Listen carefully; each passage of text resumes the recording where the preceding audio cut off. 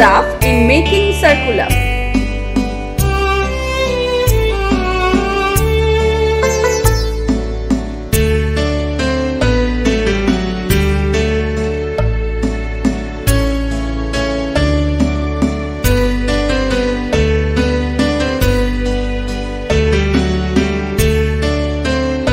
Peer evaluation and feedback.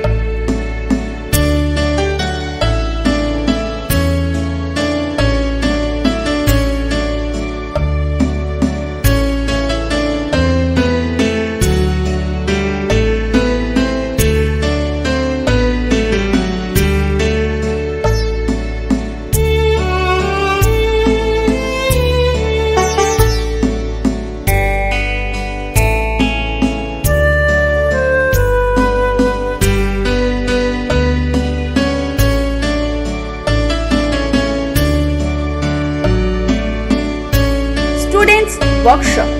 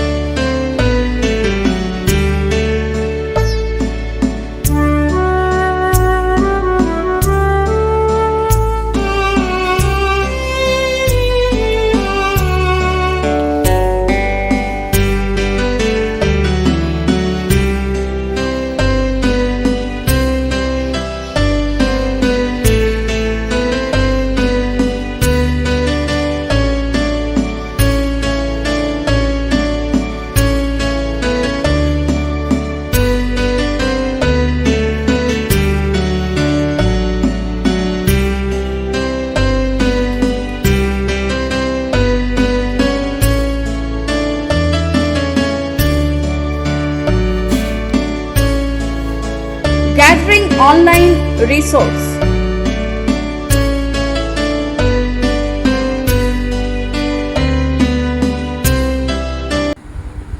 এখন যে আসনটা করাবো সেটা হচ্ছে ধনুর আসন।